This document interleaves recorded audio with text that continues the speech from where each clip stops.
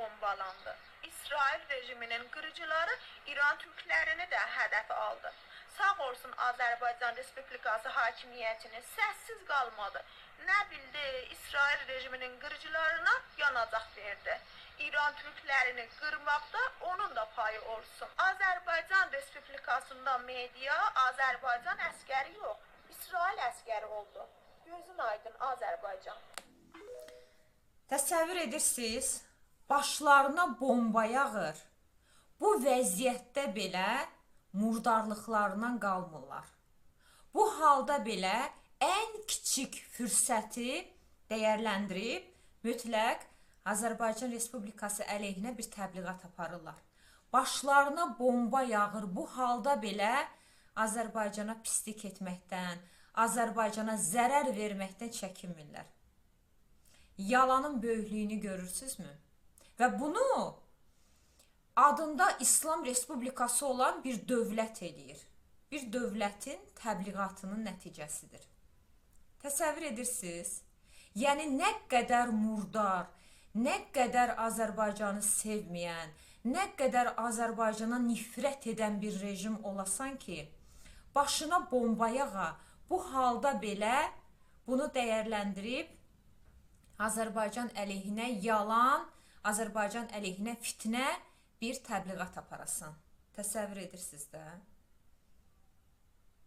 Və bunu güya ki bunlar dindardılar da, güya ki bu Allah adamdılar da bunlar. Dindardılar, Allah adamıdılar, İslam Respublikasıdılar. Amma görün necə rahatlıqla iftira ata bilirlər, yalan danışa bilirlər, böhtan ata bilirlər.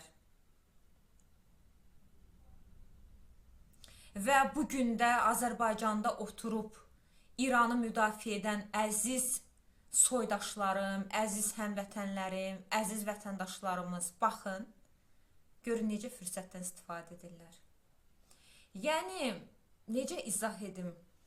Azərbaycan Respublikası, Azərbaycan hakimiyyəti 2 dəfə İsrailə çağırış edib ki, Azərbaycanlılar olan ərazilərə toxunulmasın.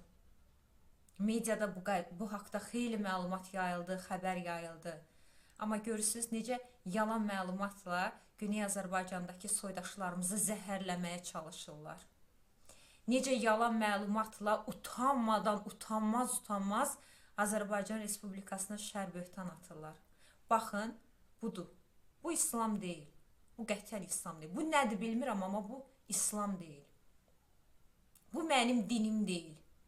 Mənim dinim, İslam dini heç vaxt heç kəsə icazə verməz ki, yalan danışasan, şər böhtan atasan. Baxın, bu da sizin İslam müsəlman dediyiniz rejim. Görürsünüz 200'lərini. Görürsünüz 200'lərini daha doğrusu. Necə 200'düdülər, necə 200'ləri iyrəncdir, necə xislətləri murdardı. O halda belə başlarına bomba yağa yenə Azərbaycan əleyhinə fürsət bilib Azərbaycan əleyhinə yanlış təbliğat aparırlar. Güney Azərbaycandakı soydaşlarımızı yalan məlumatlarla zəhərlənməyə çalışırlar. Hara qədər, nə qədər, nə qədər bunu eləyə bilərsiniz ki? İndiyə qədər elədiniz də nə olub ki? Nə qazandınız ki? Dəfələrlə bunu demişik. İsrail Qarabağ məsələsində Azərbaycana dəstək olub. Biz də bu dəstəyi unutmuruq. Təbii ki, bizə dost dövlətdir. Kim idi bizə dost dövlət? Yoxsa İran idi mi bizə dost dövlət? 30 il Azərbaycan torpaqları işğal altında qalanda İran değildi mi Ermənistana dəstək olması üçün bir aləm iqtisadi müqavilələr imzalayan? Hə? İran değildi mi tır Ermənistana yardım daşıyan? Belə bir vəziyyətdə bizə dəstək olan İsrailə biz bugün nəyə görə dost deməyək? Təbii ki, dostumuzdur, amma dost o demək deyil ki, İsrailin atdığı bütün addımları, bütün apardığı savaşların hamısını dəstəkləyirik, qətiyyən yox. Hələ Güney Azərbaycan mövzudursa. Azərbaycan nə edə bilər ki, Güney Azərbaycan İranın tərkibindədir hələ də. Bugün İsrail, sabah başqa bir dövlət Güney Azərbaycana bomba atar. Nə edə bilərik ki biz? Başqa dövlətlərdir. Hər dəfə Güney Azərbaycan Bakıya deyəcək ki, ey Bakı, qoyma, bizi vururlar. Azərbaycan nə edə bilər? İstər dost olsun, istər dost olmasın, hamısı müstəqil xarici siyasəti olan dövlətlərdir.